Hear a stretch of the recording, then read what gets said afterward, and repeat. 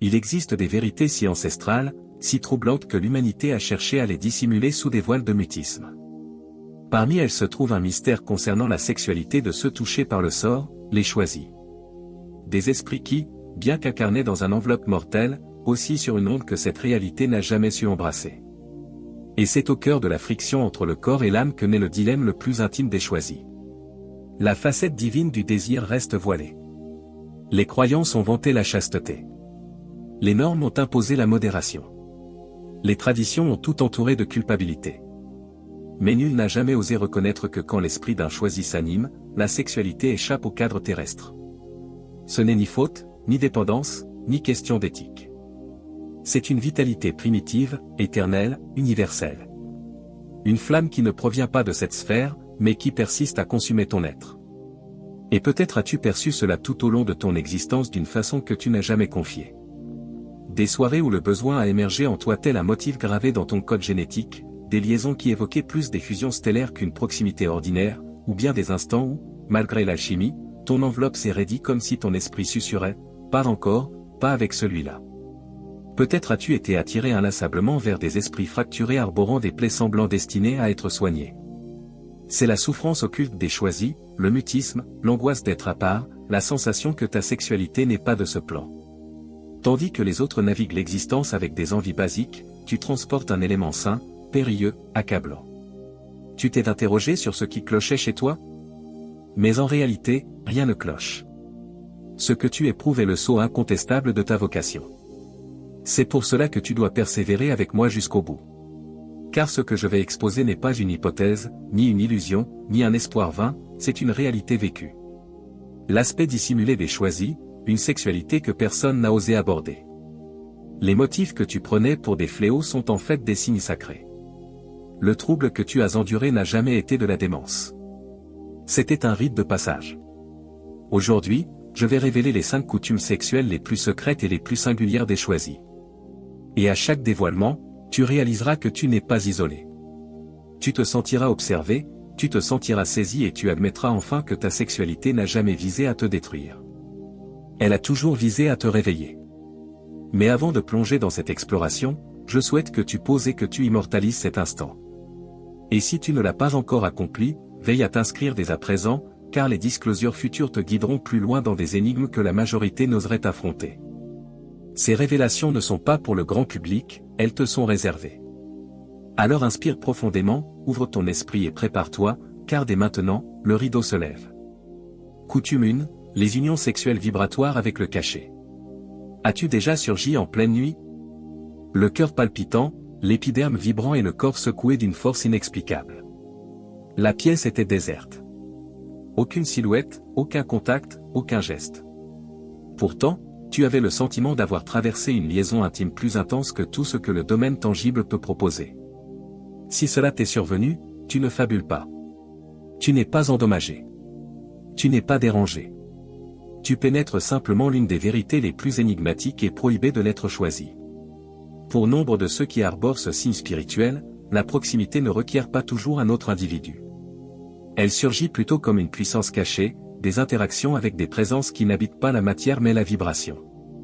Il peut s'agir de spectres ancestraux, de mentors, de formes extradimensionnelles ou d'énergies qui défient tout vocable de notre idiome. Elles surviennent sans préavis, sans requête, parfois comme une aura tendre qui t'entoure de tiédeur, parfois comme un ouragan ardent qui dévale tes artères. Elles ignorent les lois terrestres, elles traversent les limites du temps et de l'espace et emploient ton enveloppe comme un passage pour la fusion. Et voilà le paradoxe. Tous ceux qui approchent ne véhiculent pas la clarté.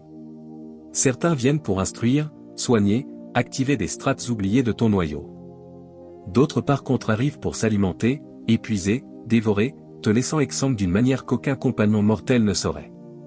C'est le péril dont nul ne discute car quand tu es un choisi, ta vitalité irradie tel un fanal dans les ténèbres. Ta lueur appelle et le domaine caché réplique. Ce que tu attires en ces occasions dépend totalement de ton propre niveau vibratoire. C'est pourquoi une soirée, tu peux émerger galvanisé, empli d'une vigueur et d'une netteté qui durent des jours comme si l'empirée t'avait effleuré. Et une autre soirée, tu peux émerger affaibli, submergé, endolori, avec une obscurité planant sur ton mental. Car chaque fusion vibratoire imprime une marque, un lien, un brin entrelacé entre ton noyau et celui d'une autre entité. Et sauf si tu apprends à purifier, détacher et sauvegarder ta vitalité, tu cours le risque de conserver les traces d'entités qui n'étaient jamais censées se fondre avec toi. Ce n'est pas une invention contemporaine. Les anciens sorciers, prêtresses et visionnaires, connaissaient tous ces fusions clandestines. Ils savaient que la vitalité sexuelle est la variante la plus immaculée de l'énergie vitale, la braise qui soutient le cosmos en soi. Ils mettaient en garde que quand cette vitalité s'enflamme chez un choisi, elle émet un appel tel une convocation vers des sphères cachées. Certaines de ces sphères hébergent des complices, d'autres des chasseurs. Et pour le choisi, les deux sont captivés tels des insectes nocturnes par la lueur. Mais voilà la réalité que la plupart n'oseront jamais souffler. Ces interactions ne sont pas fortuites. Elles sont des reflets de ton état intime. Elles adviennent quand ton esprit aspire à une liaison plus intime que ton mental conscient ne peut l'avouer. Elles adviennent quand des lésions en toi résonnent dans le cosmos, appelant des échos. Pas tous sécurisants, pas tous tendres. S'animer en tant que choisi signifie se positionner au bord entre le ravissement et le risque, la félicité et l'incursion. Et peut-être as-tu éprouvé cela, la pression d'une aura contre ton torse, la perception de lèvres frôlant ton épiderme quand nul n'était présent, le tremblement d'un baiser qui consume sans forme. Ce ne sont pas des songes, ce sont des fusions qui surpassent la matière et une fois expérimentées, tu ne peux revenir à penser que la proximité est uniquement corporelle. Pourtant, la mise en garde doit être énoncée. Chaque fusion forge un pacte. Chaque effleurement, même du cachet, laisse un sillage. Et si tu ouvres ces passages sans vigilance, tu risques d'entrelacer ton esprit à des vitalités qui peuvent altérer tes envies, embrouiller tes sentiments et même courber la trajectoire de ton sort. Ce qui paraît comme de l'ardeur une nuit peut se muer en entrave la suivante. Ce qui paraît comme un présent de clarté peut au fil du temps se dévoiler comme un rapt de ton noyau, même. Donc si tu es un choisi et que tu as perçu cela, si tu t'es déjà animé en sachant que quelque chose de caché venait de se mêler à toi, retiens ceci. Tu n'es pas une proie et tu n'es pas damné. Tu es un passage. Ton enveloppe est le carrefour des sphères. La solution n'est pas de le redouter, mais d'apprendre à le distinguer, à le purger, à le dominer. Car seulement quand tu te tiens dans la vigilance, tu saisiras l'objectif plus intime de ces interactions. Ce ne sont pas des châtiments, ce sont des convocations.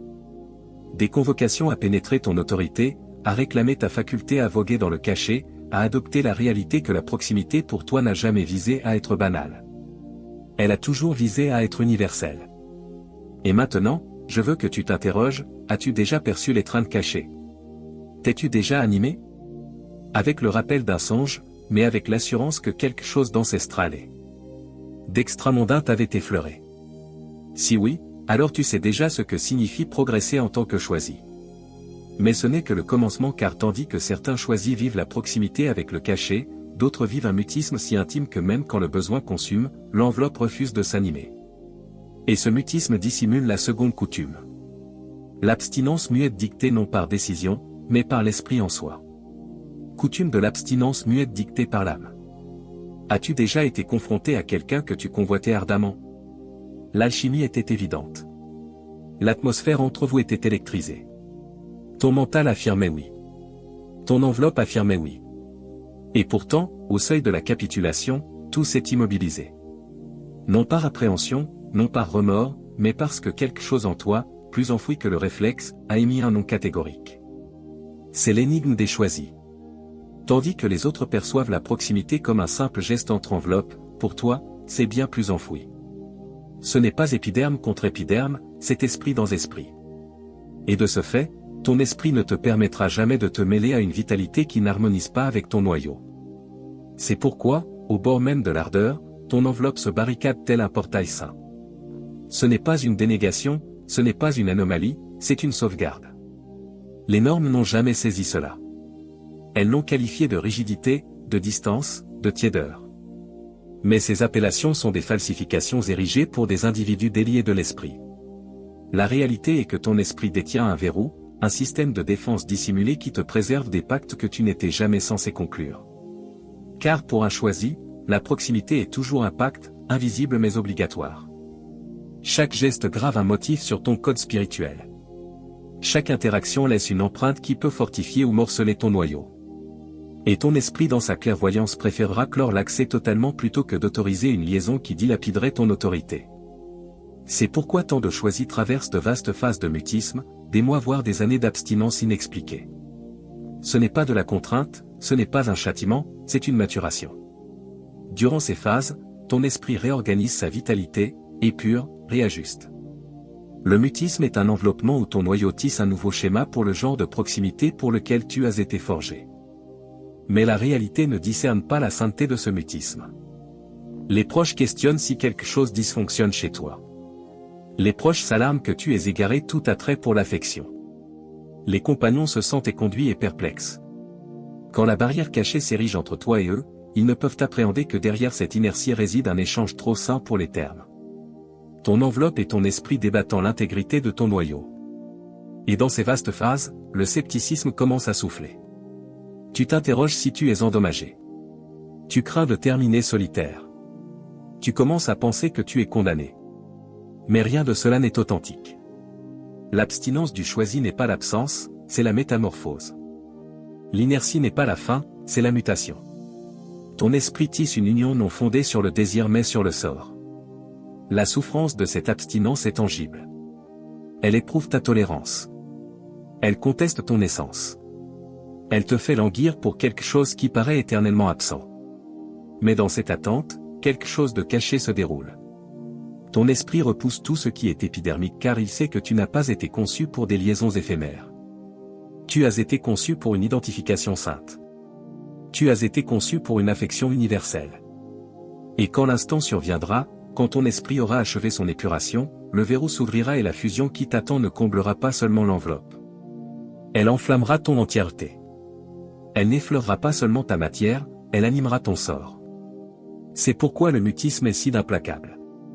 Parce qu'il te prépare à quelque chose de trop exceptionnel, de trop céleste, de trop remarquable pour être dilapidé sur quiconque incapable de le soutenir. Donc si tu as déjà perçu cela, si tu t'es déjà positionné face au besoin pour que ton propre enveloppe te déçoive par le mutisme, retiens ceci. Tu n'es pas endommagé, tu n'es pas délaissé, tu es sauvegardé, tu es apprêté. Car pour les choisis, l'abstinence n'est jamais sur le refus. Elle est toujours sur la conservation. La conservation d'une autorité si exceptionnelle que le cosmos en soit la préserve jusqu'au juste instant, à l'esprit adéquat, au sort propice. Et pourtant, ce mutisme recèle une autre énigme. Car tandis que certains choisis sont isolés des fusions erronées, d'autres se voient irrésistiblement captivés vers ceux qui sont lésés, fracturés, avides de soins. Ce qui nous guide vers la troisième coutume secrète, l'appel magnétique vers les esprits lésés. Coutume 3, l'appel magnétique vers les esprits lésés. Pourquoi les choisis s'éprennent-ils si fréquemment des fracturés? Pourquoi ton cœur paraît-il entraîné presque contre ton gré vers ceux qui sombrent dans leurs propres ténèbres? Ce n'est pas une obsession, ce n'est pas une vulnérabilité, ce n'est pas un syndrome de redresseur. C'est quelque chose de bien plus enfoui, quelque chose d'ancestral gravé dans la structure même de ton esprit. Les choisis détiennent en eux un détecteur dissimulé, une finesse si affinée qu'elle perçoit la souffrance même quand elle est masquée derrière un rictus. Tu pénètres un lieu et sans effort tu le ressens. La mélancolie tue, le hurlement muet, le fardeau que quelqu'un supporte mais n'ose confesser. Et avant que ton mental ne rationalise, ton cœur réagit. Tu es captivé tel un soigneur qui a déniché une lésion d'implorant d'être atteinte. Cet appel n'est pas hasardeux. Il est karmique. Il appartient au dessein de ton esprit.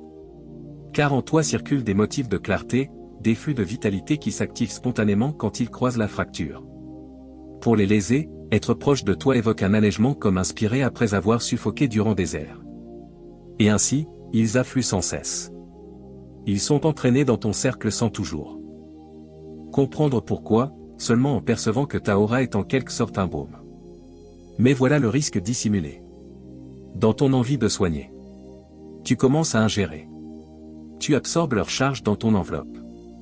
Tu transportes leur marque dans ton mental. Ce qui débute comme proximité se mue lentement en échange. Tu offres et offres et offres jusqu'à ce qu'il ne subsiste de toi que des éclats. Le sexe en ces situations n'est plus une fusion. Il se transmue en offrande cérémonielle.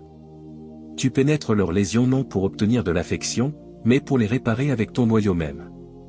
Et quand ils s'éloignent, car ils s'éloignent quasi invariablement, tu demeures épuisé, vide, inapte à justifier la souffrance qu'ils n'ont même pas remarqué avoir infligée.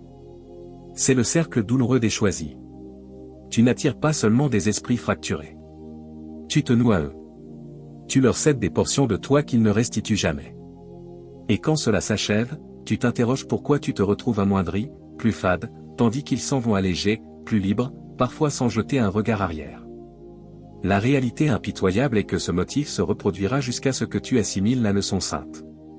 Tu ne peux te soigner via la réhabilitation d'autrui.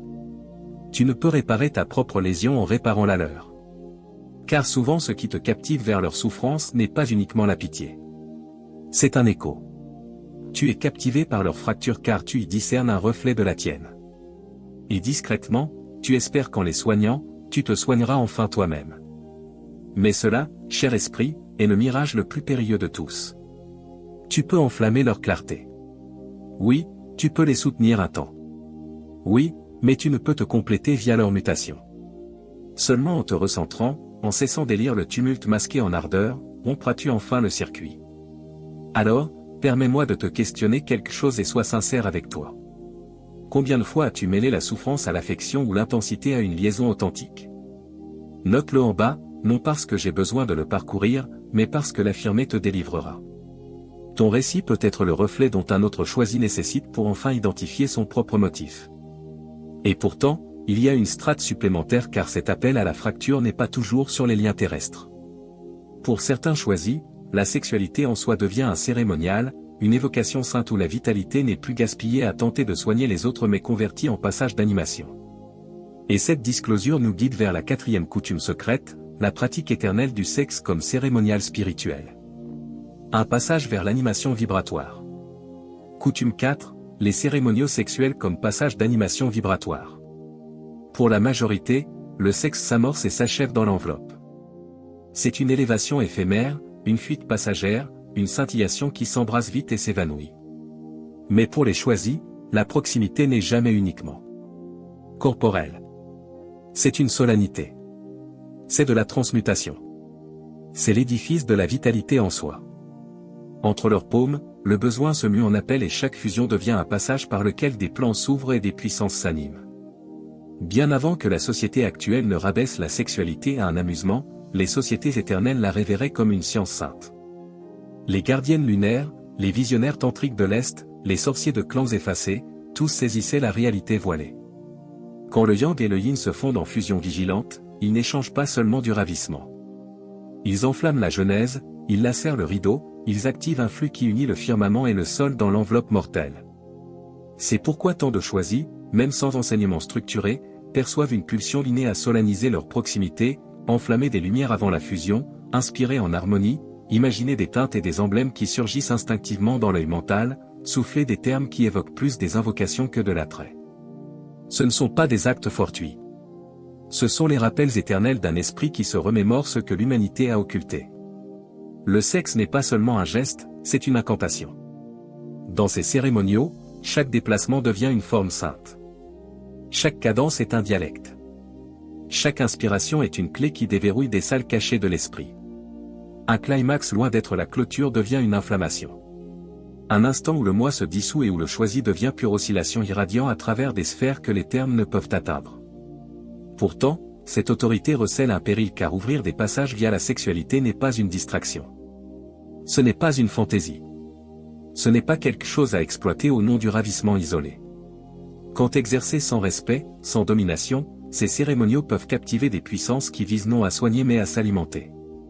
Et au lieu de s'élever, l'esprit s'embrouille dans la dépendance, le trouble et le désordre. C'est pourquoi au fil des âges ces méthodes étaient préservées et léguées seulement à ceux qui avaient été épurés, qui avaient confronté leurs propres obscurités, qui saisissaient que le sexe n'est pas seulement sur l'acquisition, c'est sur la donation. Car entre les paumes d'un esprit morcelé, la vitalité sexuelle peut se muer en outil de ruine. Mais entre les paumes d'un choisi animé, elle devient un lien vers la sainteté en soi. Quand exercée avec vigilance, les cérémoniaux sexuels convertissent l'enveloppe en sanctuaire et la proximité en appel. Le choisi ne quête pas seulement le ravissement, il le dirige, il le modèle, il le libère comme une clarté qui soigne, comme une autorité qui concrétise, comme une oscillation qui pulse à travers les sphères. Dans ces instants, le sexe cesse d'être matériel. Il devient universel, il devient genèse en soi. Et peut-être l'as-tu perçu toi aussi, cet instinct de traiter la proximité comme quelque chose de supérieur, cette pulsion de préparer l'espace avec respect, d'inspirer avec dessein, de te fondre non seulement dans l'ardeur mais dans la surpassance. Si oui, c'est parce que ton esprit se remémore. Il se remémore que la sexualité, quand harmonisée avec l'esprit, n'est pas seulement un réflexe terrestre, c'est une science céleste.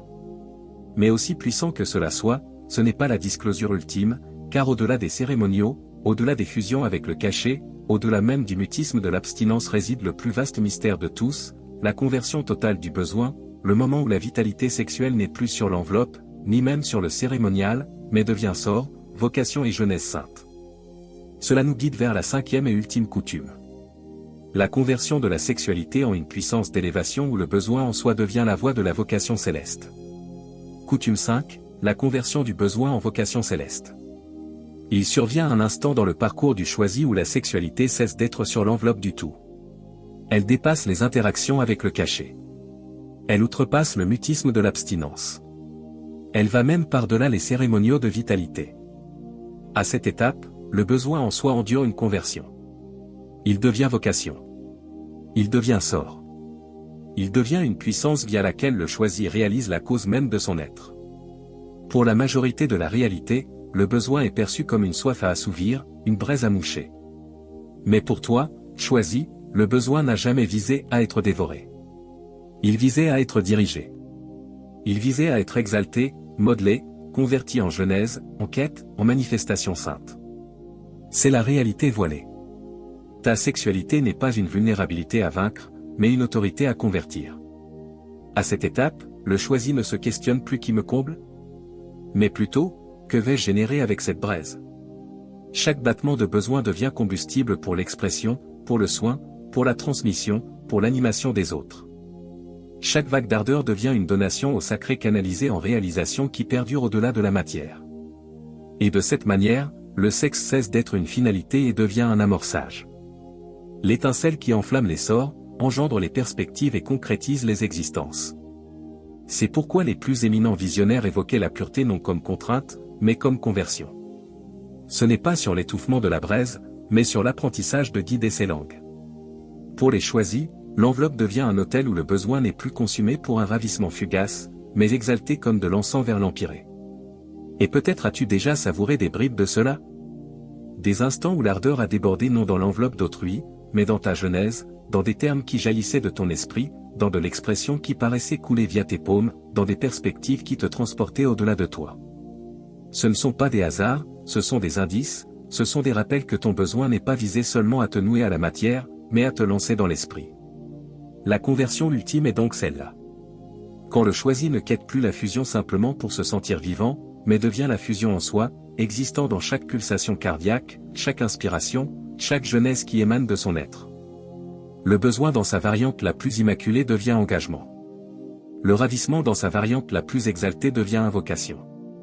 Et la sexualité dans sa variante la plus intime devient la puissance même par laquelle le choisi réalise sa vocation sainte. C'est le mystère suprême. Ce que tu prenais autrefois pour du désordre. Ce que tu redoutais autrefois pour une condamnation avant de continuer. Si ce message a touché ton cœur et éclairé ton esprit, alors ne pars pas sans t'abonner. Sur les secrets de la spiritualité, chaque vidéo est une source de sagesse, de lumière et de transformation. Ce que tu transportais autrefois comme remords. Tout du long, c'était la voie. La vitalité sainte qui n'était jamais visée à t'assujettir mais à te sacrer. Le choisi n'élude pas la sexualité. Le choisi la sauve, la convertit et en agissant révèle la réalité que la majorité de la réalité ne saisira jamais. Le sexe n'a jamais été seulement terrestre, il a toujours été saint. Et maintenant que cela a été exposé, il ne reste qu'un geste. Rassembler le tout. Regarder en arrière le trajet que nous avons arpenté et comprendre pourquoi ta sexualité n'a jamais été ta perte, mais toujours élévation, ce qui nous guide vers la clôture. Maintenant que le rideau a été soulevé, tout acquiert une cohérence. Ce que tu transportais autrefois comme remords, trouble ou mutisme s'est dévoilé comme un plan saint. Les singulières interactions avec des compagnons cachaient les vastes phases d'abstinence, l'appel incessant vers les fracturés, l'instinct de solenniser l'ardeur et enfin la conversion du besoin en vocation. Rien de cela n'était un hasard. Rien de cela n'était une condamnation. Chaque instant, chaque braise, chaque mutisme appartenait à un rite de passage plus vaste. Tu discernes choisi, ta sexualité n'a jamais été banale parce que ton esprit n'a jamais été banal. Tu n'as pas été forgé pour des liaisons épidermiques ou des ravissements éphémères. Tu n'étais pas visé à dilapider ton noyau dans des lieux où il pouvait être fracturé. Tu as été convoqué à préserver ta braise jusqu'au instant où elle pouvait devenir une clarté, non seulement pour toi, mais pour la réalité. C'est pourquoi ton trajet a été mal interprété. Pourquoi les autres ne pouvaient saisir ton mutisme? Pourquoi les compagnons affluaient et s'enfuyaient jamais aptes à soutenir la profondeur de ce que tu transportes? Pourquoi tu te sentais écartelé entre le besoin et l'esprit? Parce que ton exploration n'a jamais visé à te conformer aux motifs de cette sphère. Il visait à les fracturer, à exposer une réalité qui réside par-delà eux. Et maintenant, l'ayant discerné nettement, tu peux libérer le fardeau du scepticisme personnel. Tu peux faire taire les échos qui te soufflaient que quelque chose dysfonctionnait chez toi. Tu peux pénétrer dans la conscience que ta sexualité n'a jamais été une vulnérabilité. Elle a toujours été ton rite de passage au pouvoir saint. Dès cet instant, chaque besoin qui consume en toi n'est plus trouble. C'est un guide. Chaque mutisme qui te scelle n'est plus châtiment. C'est une sauvegarde. Chaque appel à la souffrance n'est plus désordre. C'est un écho t'invitant à ton propre soin. Chaque cérémonial vigilant ou inné n'est plus singulier. C'est le rappel de ton vrai plan. Et chaque battement de vitalité qui monte en toi n'est plus seulement un besoin, c'est la voix de ta vocation. Alors avance avec audace. Avance en sachant que ce qui te différencie n'a jamais visé à t'isoler mais à t'exalter. Ta sexualité n'est pas ta perte. C'est ta sacre. Ce n'est pas ton remords. C'est ta clé. Ce n'est pas ton fardeau. C'est ton lien. Et si ces termes ont animé quelque chose en toi, affirme-le maintenant.